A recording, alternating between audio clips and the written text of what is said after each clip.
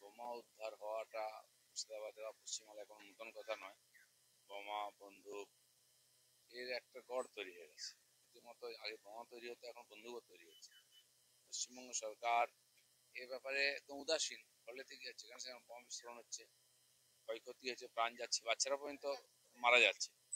আমার মনে হয় না এই সরকার এটা করতে চায়। যত ইলেকশন এগিয়ে আসবে এই ধরনের ঘটনা আরো বাড়বে। জঙ্গি হামলার ছক বানচাল করা হলো, 3 জঙ্গিকে গ্রেপ্তার করলো দিল্লি স্পেশাল সেল। পুরো দেশের মধ্যে আজ জঙ্গি হামলার চেষ্টা। সারা দেশেতে আগে যে সেই মেডিকেল কলেজ থেকে শুরু হয়েছে, দিল্লি ব্লাস্ট থেকে, এখন কেন্দ্রীয় এজেন্সিগুলো সক্রিয়। তারা যেখানে একটু আধটু এই ধরনের উগ্রপন্থী ক্রিয়াকলাপের শেকড় বাকড় আছে সব উপড়ে ফেলবে, তারই চেষ্টা চলছে। আর তারাও শেষ চেষ্টা করেছিল, কিন্তু সফল হতে পারেনি। যেমন কাশ্মীর থেকে তারা উধাও হয়েছে, সারা দেশ থেকে এবার টেরোরিজম উধাও হবে।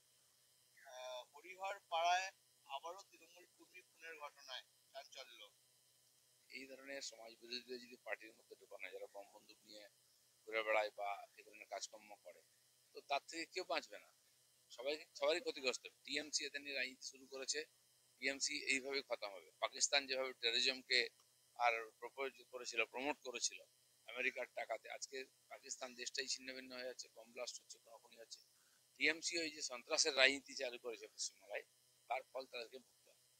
কমিশন আর বিজেপি একই যোগসূত্রে, এক্স হ্যান্ডেলে পোস্ট করেছে অভিষেক। এখন কমিশনকে দোষ দিয়ে ওরা বাঁচার চেষ্টা করছে। কমিশন তার কাজ করছে, সারা দেশে করেছে। মানুষ ভোট দেবে, ভোটার লিস্টটা ঠিক করার জন্য কমিশন আদেশ দিয়েছে, সরকারি কর্মচারী সে কাজ করছে। বিজেপি কোথা থেকে এলো? বিহারে হয়ে গেল, সারা দেশে হচ্ছে এসআইআর। ভয় হচ্ছে না কারো? কেন ওনাদের ভয় হচ্ছে? চোরের মন বোঝকার দিকে। যারা চুরি করেছে তাদের ভয় আছে যে ধরা পড়ে যাবে। আর ধরা পড়ছেও, লক্ষ লক্ষ বাংলাদেশি পালিয়ে যাচ্ছে, লক্ষ লক্ষ ভুয়ো ভোটার, তারা ফর্ম নিতে আসেনি। এই সংখ্যাটা আরো বাড়বে।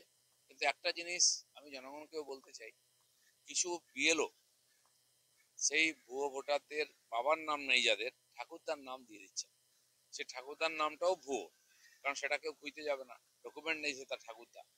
এবং সেই লিঙ্ক দিয়ে দেওয়া হচ্ছে, লিঙ্কে ঠাকুরদার নাম আসবে, তখন তাদের আর ডাকা হবে না। এই ধরনের যাদেরকে ঠাকুরদার নাম দেওয়া হয়েছে, প্রত্যেকটি ভোটারকে ডাকা হোক, আর তাদেরকে এই যে চলবে স্ক্রুটিনি তাতে করা হোক। এই ধরনের যদি কেউ দিয়ে থাকে বিএলও, তাকে জেলে ঢোকানো হোক, যেটা বিহারে হয়েছে। তা নাহলে লক্ষ লক্ষ এই ধরনের ফর্জি ভোটার বাংলাদেশিরা অন্য কাউকে ঠাকুরদা বাবা বানিয়ে আবার এখানে ভোটার হয়ে যায়। 7 দিন সময় বাড়িয়েছে, যে সংবাদ মানে এই বিরোধিতা ছিল তাতে 7 দিন সময় বাড়িয়েছে। সেই 7 দিনের মধ্যে কি করা সম্ভব? না না, সময় বাড়ানোর ব্যাপার নয়।